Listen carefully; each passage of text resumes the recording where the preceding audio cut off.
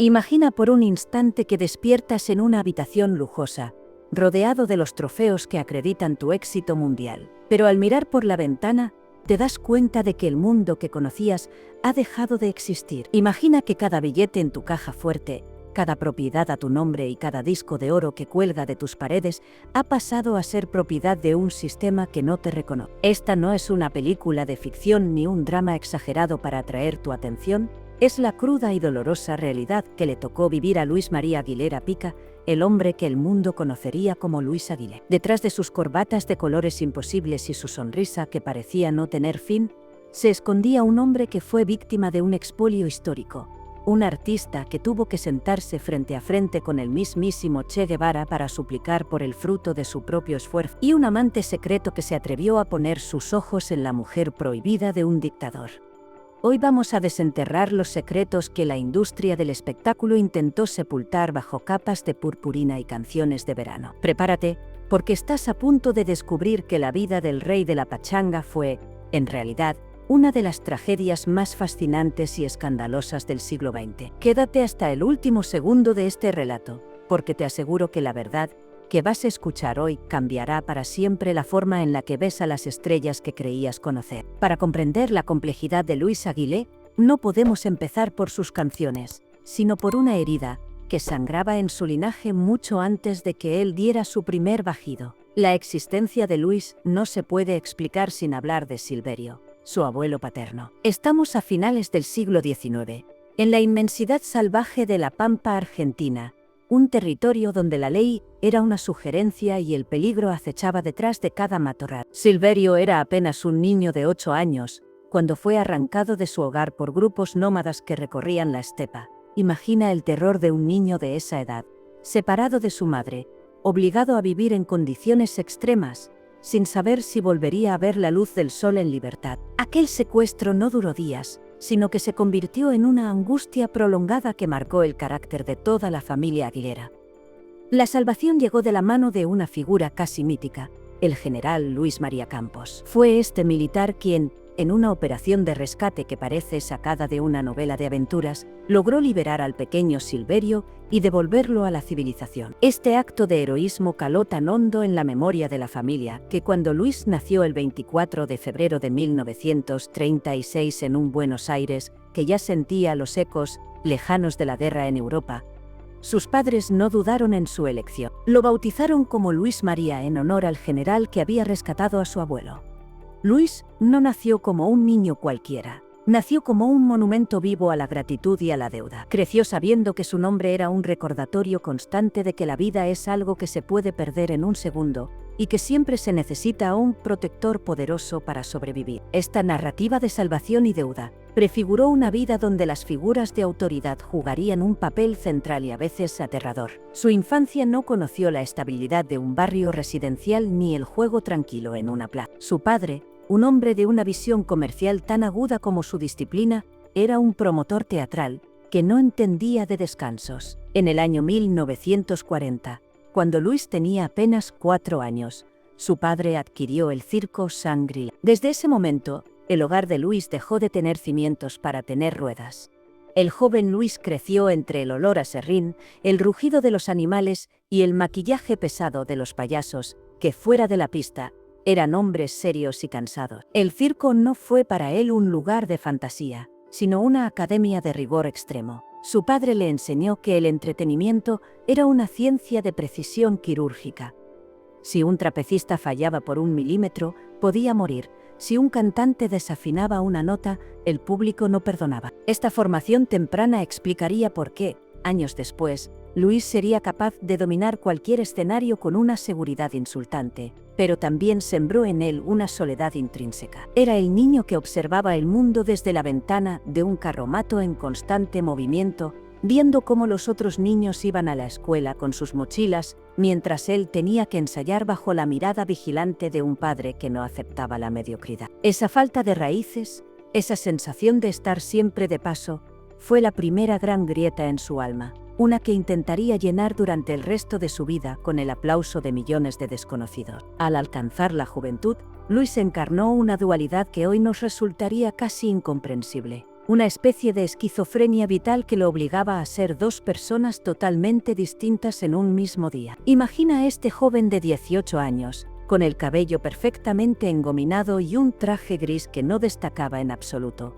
caminando cada mañana hacia la casa central del Banco de la provincia de Buenos Aires. Allí, Luis era el empleado ejemplar, el burócrata meticuloso que manejaba balances, sumas y restas con una pulcritud que rozaba lo obsesivo. Durante 8 horas al día, Luis no era un artista, era un número más en el engranaje financiero de la nación. Se dice que sus compañeros de banco admiraban su eficiencia, sin sospechar que aquel joven que contaba billetes con rapidez mecánica, pasaba sus noches soñando con escenarios iluminados por 1000 bombillas. Sin embargo, en cuanto el reloj marcaba el final de la jornada laboral y las sombras se alargaban sobre la capital porteña, Luis se despojaba de la sobriedad bancaria, se transformaba, se vestía con sus mejores galas y se lanzaba a los clubes nocturnos y fiestas privadas, buscando desesperadamente una validación que las frías cifras del banco nunca podrían ofrecerle. Cantaba tangos, boleros y cualquier cosa que el público le pidiera, absorbiendo como una esponja la energía de la noche.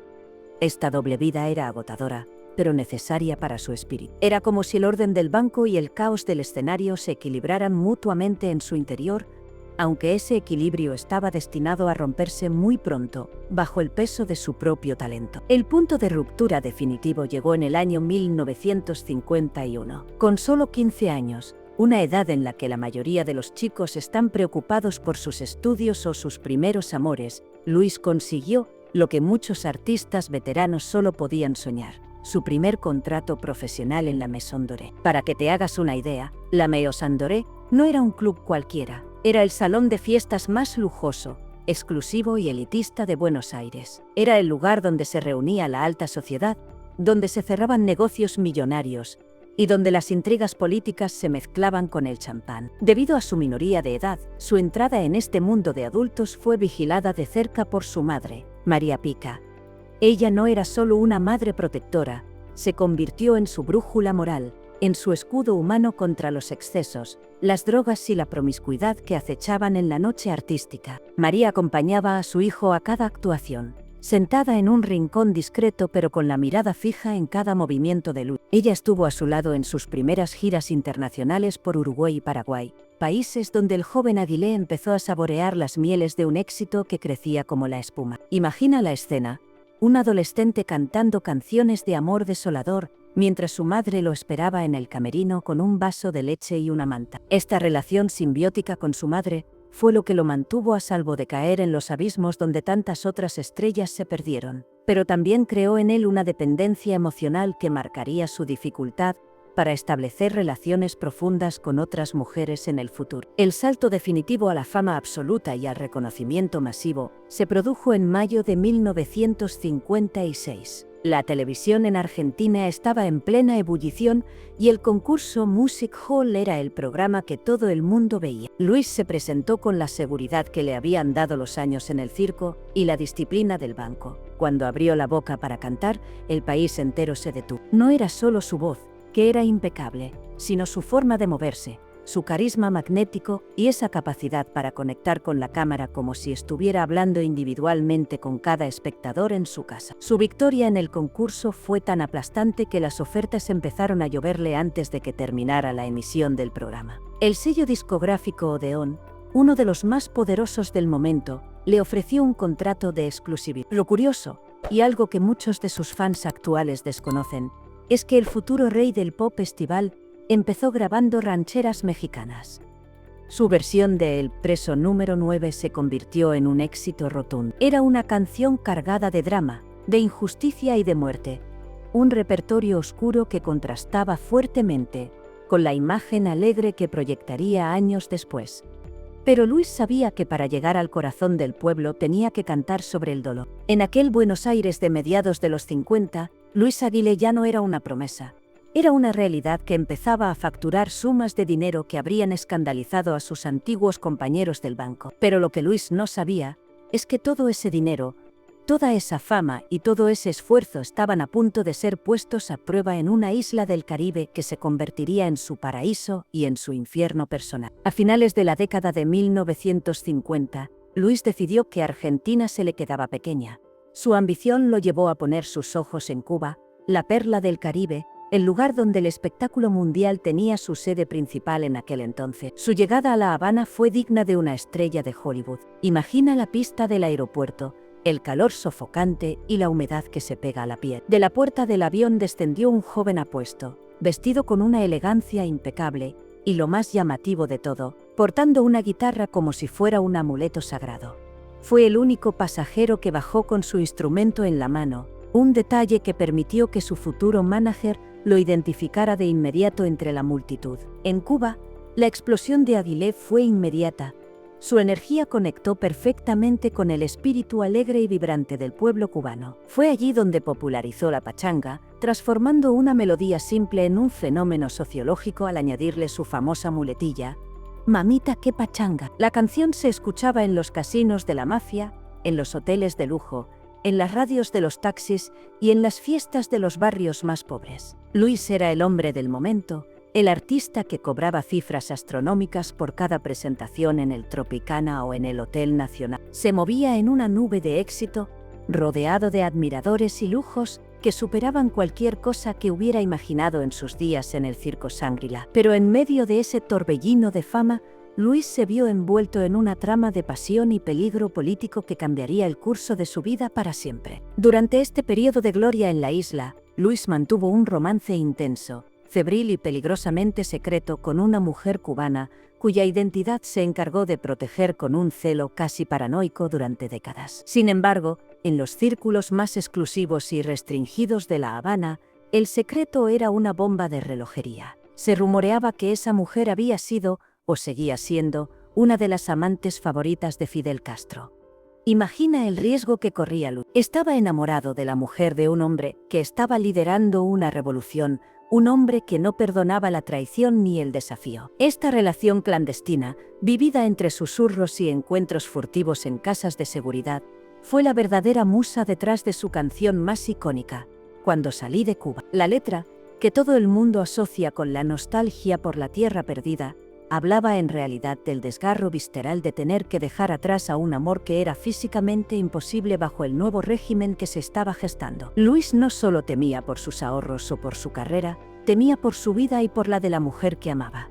Cada vez que cantaba sobre las palmas y el sol de Cuba, en realidad estaba gritando su dolor por una mujer que el destino y la política le estaban arrebatando de las manos. Este es solo el comienzo del drama, porque lo que sucedió cuando los barbudos bajaron de Sierra Maestra y entraron en La Habana superó cualquier pesadilla que Luis hubiera podido tener. Imagina que el ruido de los aplausos es sustituido, de la noche a la mañana, por el sonido de las botas militares golpeando el pavimento de La Habana. Para Luis Aguilé, la entrada de los revolucionarios en 1959 no fue solo un cambio de gobierno, fue el inicio de un asedio psicológico y financiero que lo dejaría marcado de por vida. El hombre que lo tenía todo, el ídolo que llenaba el Tropicana y que veía cómo sus discos de oro se acumulaban en las estanterías, empezó a sentir el frío aliento de la persecución. El nuevo régimen no veía en él a un artista, sino a un símbolo del capitalismo y el exceso que debían ser erradicados.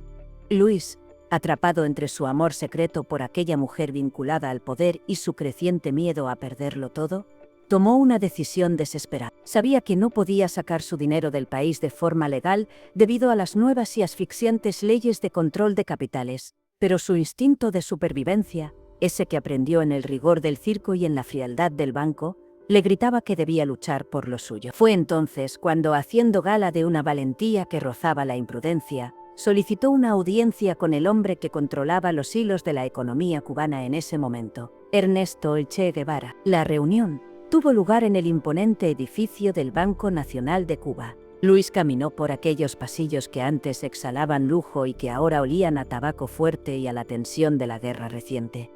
Cuando entró en el despacho del Che, se encontró con una imagen que jamás olvidaría. Y estaba el guerrillero, con su uniforme verde oliva desgastado y una mirada que parecía atravesar la piel como un bisturí. No hubo cortesías innecesarias. Luis, con el corazón golpeando sus costillas, expuso su situación. Era un artista internacional. Había trabajado honradamente cada minuto de su estancia en la isla y quería retirar sus ahorros para marcharse. El Che lo escuchó en un silencio sepulcral, apenas interrumpido por el humo del puro que llenaba la estancia. Con una frialdad burocrática aterradora, el comandante le informó que su fortuna ya no le pertenecía. Le dijo, con palabras que sonaron a sentencia de muerte para su futuro financiero, que el esfuerzo de su trabajo ahora servía para financiar la causa del pueblo. Tras una negociación tensa, donde Luis sintió que su vida pendía de un hilo, el Che solo autorizó la retirada de $1.500. Para alguien que poseía una fortuna valorada en millones de la época, aquello era un insulto, una limosna sangrienta que representaba apenas una 100.000ª parte de su patrimonio. Luis salió de aquel despacho no solo como un hombre pobre, sino como un hombre roto. Pero el calvario no terminó ahí. En un gesto de generosidad amarga y casi teatral, Luis decidió que si el gobierno le iba a robar sus bienes, prefería entregárselos a la gente que amaba. Organizó una última cena clandestina, una despedida envuelta en el humo del miedo. Al final de la noche, sacó las llaves de sus casas, de sus barcos y de sus vehículos de lujo, y las repartió entre sus amigos cubanos más fieles. Fue su último acto de rebeldía. Prefería que sus afectos disfrutaran de sus lujos antes de que los oficiales de la revolución los convirtieran en oficinas estatales. Al llegar al aeropuerto, con solo $90 escondidos y el alma en un hilo, sufrió la última humillación. Los guardias de la aduana, reconociéndolo, lo sometieron a un registro vejatorio. Le confiscaron incluso un disco de oro auténtico que llevaba consigo, un símbolo de su talento, que le fue arrebatado con burla. Luis subió al avión con lo puesto, viendo desde la ventanilla cómo se alejaba la isla donde había sido rey y donde dejaba enterrado el corazón junto a esa mujer prohibida. Fue en ese vuelo, entre el llanto contenido y el rugido de los motores, donde las estrofas de Cuando salí de Cuba empezaron a tomar forma definitiva, no como un himno alegre, sino como un grito de guerra emocional de un hombre que lo había perdido absolutamente todo. Al aterrizar en la España de 1963, Luis Aguilé era un espectro de su antiguo yo, pero un espectro con un plan maestro. España vivía bajo la dictadura de Franco, un país que empezaba a abrirse tímidamente al turismo de sol y playa. Luis, con su ojo clínico para el negocio, comprendió que los españoles necesitaban olvidar las miserias de la posguerra y abrazar el optimismo. Fue así como nació el personaje de las corbatas coloridas y los movimientos espasmódicos. Se reinventó por completo. Con el éxito masivo de Dile, Luis no solo recuperó su estatus, sino que inventó un género, la canción del verano. Pero esa alegría era una fachada de acero. Debido al trauma cubano, Luis desarrolló una desconfianza patológica hacia los bancos y los representantes. No permitía que nadie tocara sus finanzas. En 1968, en un movimiento inédito para un artista popular, fundó su propio sello discográfico. Quería tener el control absoluto de cada nota, de cada contrato y de cada peseta que generaba su nombre. Se convirtió en un empresario de sí mismo, trabajando 18 horas diarias, supervisando desde la impresión de las carátulas hasta la distribución de los discos. Esa obsesión por el control lo hizo inmensamente rico de nuevo, pero también lo rodeó de un muro de soledad que muy pocos lograban traspasar. En el plano personal, la vida de Luis en España fue un misterio protegido por 7 llaves. La prensa del corazón estaba ávida de escándalos, de saber quién ocupaba la cama del hombre más famoso del país, pero él se movía como un fantasma. Tras un romance juvenil con la artista Mariquita Gallegos que se desintegró por la distancia insalvable, Luis encontró su ancla en Ana Rodríguez Ruiz, conocida por todos como Monona. Ella no era una fan más, era su estratega, su apoyo y la única que conocía el dolor que Luis ocultaba tras su sonrisa mediática.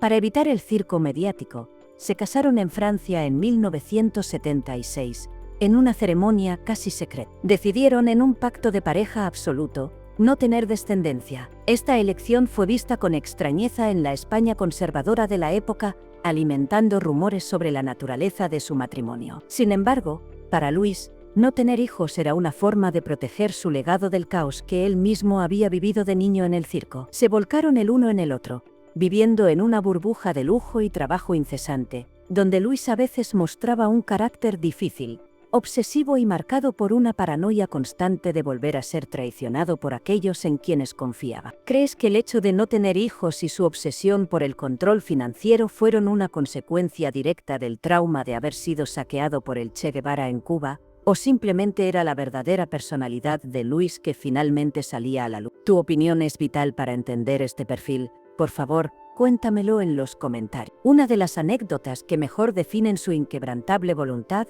ocurrió durante una gira en Mallorca. Tras una fiesta privada en una finca de Santa Margarita, Luis se encontró solo en mitad de la noche, acechado por varios perros guardianes de gran tamaño, que lo habían acorralado. Sin nadie que escuchara sus gritos, tuvo que trepar a un árbol y permanecer allí durante horas, bajo el acoso de los ladridos y los saltos de los animales que querían morderlo. Cualquier otro artista habría entrado en pánico o habría exigido responsabilidades legales, pero Luis, sentado en una rama y con la adrenalina a flor de piel, sacó un papel y un bolígrafo. En ese estado de asedio, empezó a componer los versos de su siguiente. Tenía una capacidad casi inhumana para transformar el miedo físico en un producto comercial.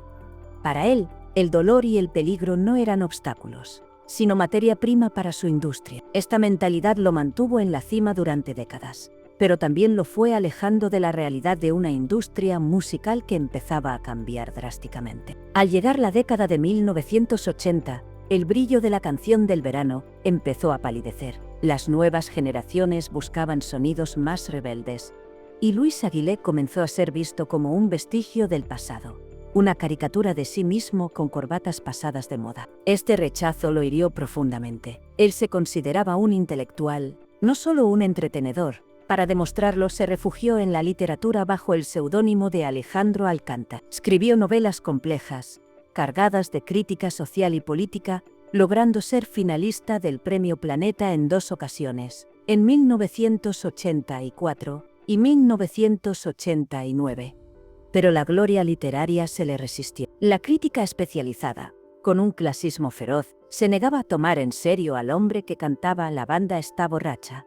Luis sentía que estaba sufriendo un segundo exilio, el exilio intelectual. Su amargura creció al ver cómo otros artistas eran elevados a los altares de la cultura, mientras él era relegado al rincón de la nostalgia barata. Fue este sentimiento de injusticia lo que lo empujó a radicalizar su postura política en sus últimos años, convirtiéndose en una figura incómoda para el sistema que una vez lo había adorado. Imagina que después de haber pasado décadas siendo el centro de todas las miradas, de repente te conviertes en una persona non grata para los mismos medios de comunicación que te encumbraron. A medida que avanzaban los años 2000, Luis Aguilé dejó de ser simplemente el showman de las corbatas alegres para convertirse en un guerrero solitario con una pluma cargada de veneno contra la clase política. Su amargura no era gratuita. Sentía que el mundo que él había ayudado a construir se desmoronaba bajo el peso de la corrupción y la falta de valores. Fue en 2007 cuando decidió lanzar su ataque más frontal y peligroso, una canción titulada Señor Presidente. Esta melodía no era un éxito de verano para bailar en las chiringuitos de la playa. Era un dardo envenenado dirigido directamente a las altas esferas del poder. En ella, Luis increpaba a los líderes mundiales por su demagogia, su hipocresía y el abandono de los ciudadanos. Aunque él insistía en que el mensaje era universal, el momento no pudo ser más polémico. En España, el gobierno de José Luis Rodríguez Zapatero estaba en plena gestión, mientras que en Venezuela Hugo Chávez consolidaba su poder con mano de hierro. La canción fue recibida como un desafío directo y personal. Luis empezó a denunciar en voz alta algo que muchos sospechaban: un veto sistemático en las televisiones públicas. De la noche a la mañana, el artista que garantizaba audiencias millonarias desapareció de las parrillas de programación. Luis estaba convencido de que le estaban pasando factura por su valentía, sufriendo un ostracismo que le recordaba, de manera dolorosa, a su salida forzada de Cuba décadas atrás. Pero el escándalo no solo venía de sus letras, sino de los juzgados. En ese mismo periodo, el nombre de Luis Aguilé saltó a los titulares de la sección de sucesos y tribunales. Se vio salpicado por una investigación de corrupción en la provincia de Castellón, relacionada con contratos sospechosos con el Partido Popular para promocionar el turismo de la región. Se hablaba de pagos inflados y de una relación demasiado estrecha con políticos que estaban bajo la lupa de la justicia. Para un hombre que siempre se había jactado de su honradez y de su trauma por el robo de su fortuna en La Habana, estas acusaciones fueron un golpe mortal a su orgullo. Luis se defendió con uñas y dientes, alegando que él solo era un trabajador que cobraba por sus servicios, pero la mancha de la sospecha ya no se borraría de su imagen pública. Estaba atrapado en una tormenta perfecta de censura política y escándalo judicial que empezó a minar su salud de forma acelerada. ¿Crees que un artista de la talla de Luis Aguilé debería haber guardado silencio para proteger su carrera? ¿O fue su obligación moral gritar contra lo que consideraba injusto a pesar de las consecuencias que lo llevaron a la ruina mediática? Espero tus comentarios sobre esta faceta tan oscura y valiente del cantante. En la primavera de 2009, el destino le presentó la factura final, lo que empezó como unas molestias estomacales que Luis intentó ignorar con su habitual disciplina de hierro. Resultó ser un cáncer de estómago en una fase ya muy avanzada. Fue ingresado en el Hospital de San Chinarro, en Madrid, bajo un nombre falso para evitar el acoso de la prensa que tanto le había dado y tanto le había quitado. En esa habitación de hospital, Luis Aguilé volvió a ser el niño solitario del circo Sangril, rodeado solo por su inseparable monona y un puñado de amigos que se contaban con los dedos de una mano. Enfrentó su agonía con una dignidad que asustaba a los médicos. Rechazó de manera tajante cualquier visita de compromiso o de figuras públicas que quisieran hacerse la foto en su lecho de muerte. Luis no quería compasión, quería respeto. Pasó sus últimas semanas de vida pegado a una pequeña mesa de hospital, intentando terminar su última gran obra literaria, una novela que profundizaba en las intrigas y las miserias del poder que él tanto había denunciado. Incluso cuando el dolor era insoportable, su mente seguía trabajando con la precisión de aquel empleado del Banco de la Provincia de Buenos Aires que una vez fue. El 10 de octubre de 2009, a los 73 años de edad, su corazón, ese que había sobrevivido a un secuestro familiar, a una revolución y a 2 exilios, dejó de latir definitivamente. Lo que ocurrió tras su fallecimiento fue calificado por sus íntimos como una traición imperdonable. La noticia de su muerte pasó casi desapercibida en los grandes informativos, sepultada por noticias políticas y sucesos irrelevantes. Aquel hombre que había grabado más de 800 canciones, que había vendido millones de discos y que había sido el alma de las fiestas de toda una nación, fue despedido en la más absoluta intimidad, casi como si su existencia hubiera sido un sueño molesto del que España quería despertar. Luis murió sintiéndose un extranjero en su propia casa, un hombre que a pesar de tener la nacionalidad española desde 1990, sentía que nadie había llegado a comprender realmente la profundidad de su mensaje. Hoy, en enero de 2026, su legado atraviesa una etapa de sombras inquietantes. Mientras las nuevas generaciones redescubren sus ritmos en versiones modernas, el nombre de Luis Aguilé está siendo utilizado en oscuras estafas financieras en redes sociales. Es una ironía cruel del destino que alguien que pasó su vida defendiendo su propiedad intelectual y que sufrió el saqueo de sus ahorros, ve ahora cómo su imagen sirve para engañar a los incautos en el mundo digital.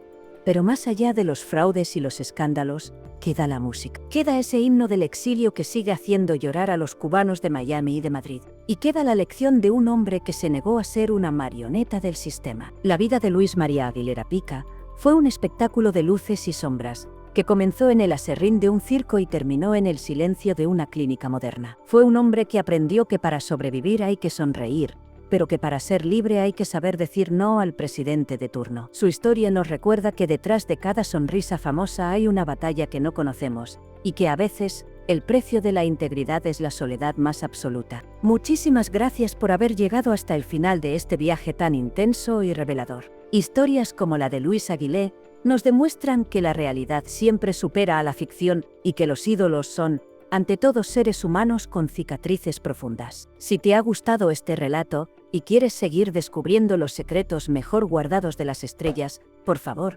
suscríbete ahora mismo al canal de YouTube Cotilleos de los Famosos. Tu apoyo nos permite seguir investigando y contando estas verdades que otros prefieren callar. Gracias por estar ahí, gracias por tu tiempo y prepárate, porque ahora mismo aparecerán en tu pantalla otros videos del canal que te van a atrapar por completo.